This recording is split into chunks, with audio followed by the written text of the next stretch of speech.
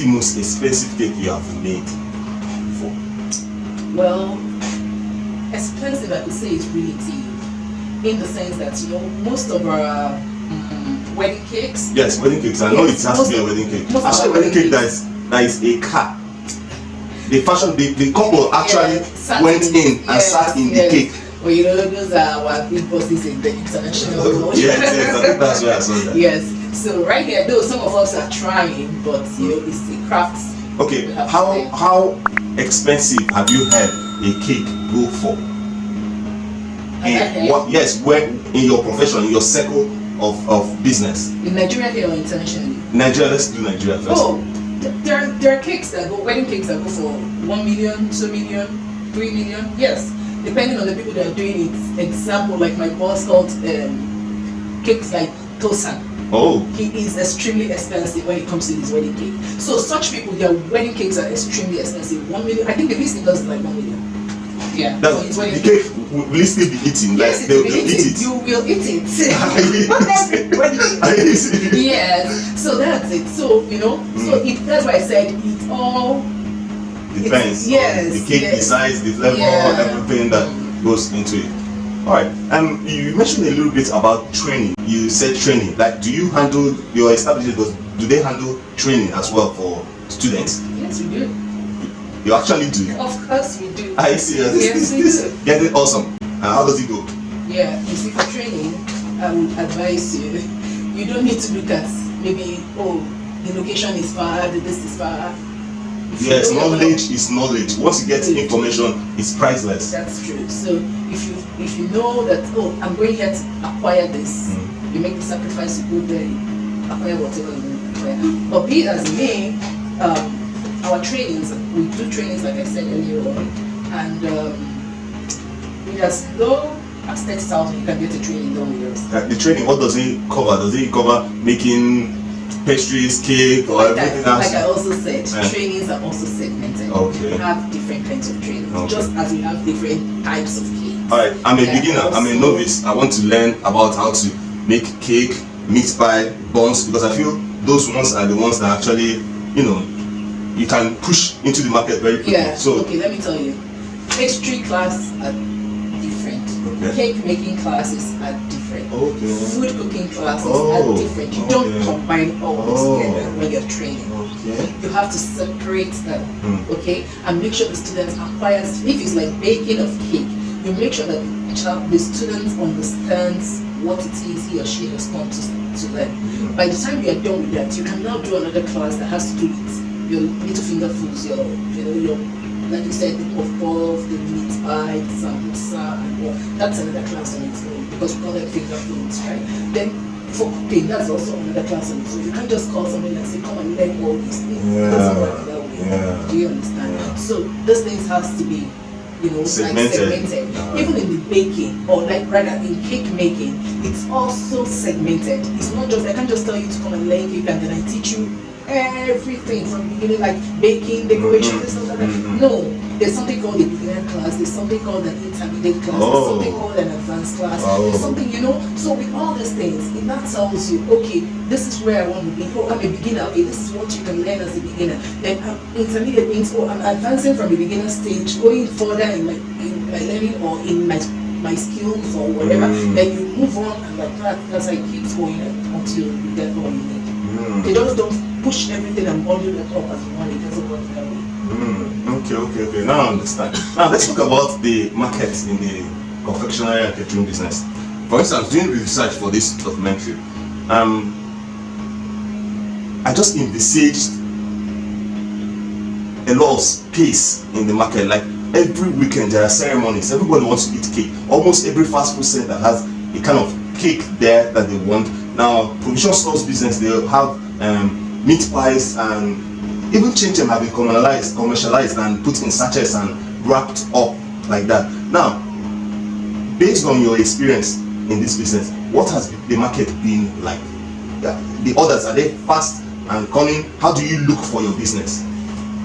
Well, for us here, what we do is we get referrals material. Whoa, that's one of the best. That's referrals. Advert for you. Best, especially when you do a job and you deliver, and and then people see what you've done. That is awesome. That is the major form of us getting our what's it called, orders.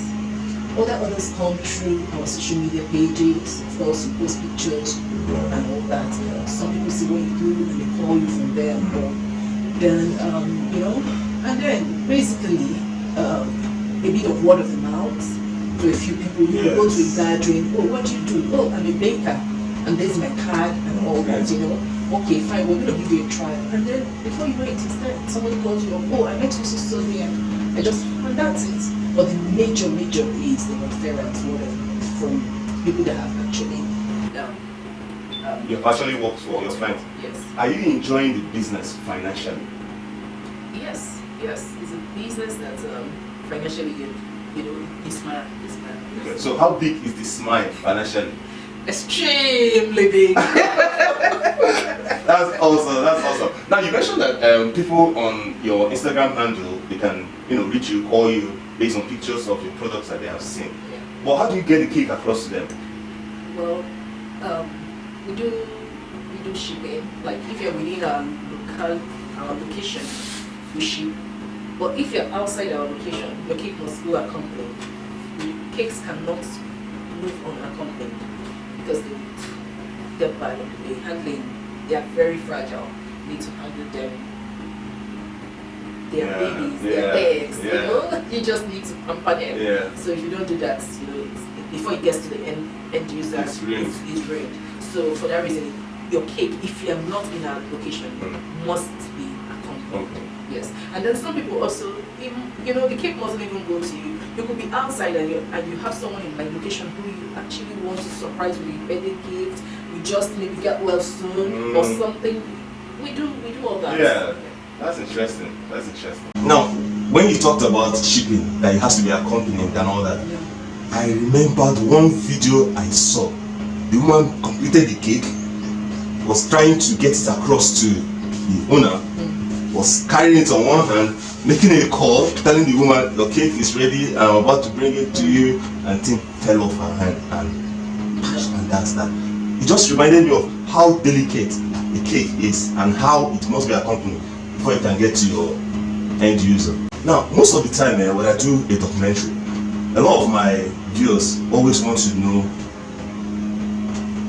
how can they get into that business. You talked about the economy not being too good. You talked about you having passion and you converting that passion into a money-making business that makes you smile ear to ear. Any business that you smile financially ear to ear is a good deal to spend your time in. Now, for a beginner, somebody who wants to get into this business, what is the barest minimum in terms of utensils and maybe monetary investment that the person will need to have? I've seen some of your big equipment. I know you have invested a lot in this, but for a beginner that wants to get into this business, what is the barest minimum that the person can have? Well, there are utensils we call essential in the beginning industry, and those essentials they are also categorized. There are some that are quite cheap, there are the expensive ones, and all that. So, but plus and minus, someone who wants to start, a beginner who wants to start, and to get the basic essentials, with 100 and 150, the person should be able to start the business. Yes. Yeah, you start taking order and all that and supply. Yes, you don't, like now, we're not, there are things we're not adding, like you could start up in your house. Yes. If you're a stay-at-home mom, or even a young boy or a young girl who's staying in his parents' house and has nothing to do, you're done with school, you can just start up in your parents' kitchen. With that, it's so easy. You're not thinking of paying rent. Yes. You're just buying the basic equipment you'll be needing for your business. Interesting story. I know a lawyer, and now she makes cake for governor's wife, big society guys, but she says she's a lawyer. However, she doesn't regret being a baker.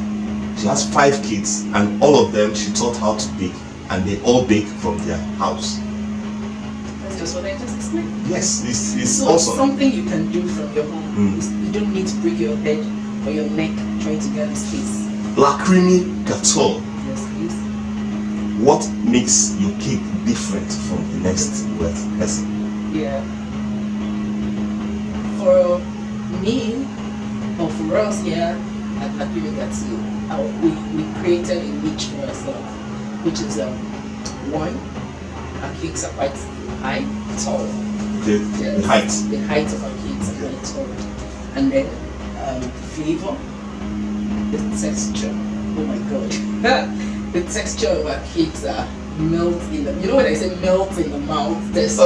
I'm already, I need to eat cake now. And then the finishing. Oh. The finishing matters a lot because before you test what's in the cake, your eye. You have to see it first and appreciate it. So your eye should eat first. Yes. If your eye rejects that, then it's difficult for you to put it in your mouth. You are so right. the finishing, Alright. texture, the flavor, and the height. That's what makes our cake distinct. Interesting. I like this. So, any last words? What do you have to say? Anything you want to tell anyone who is watching this video and dreaming of cake?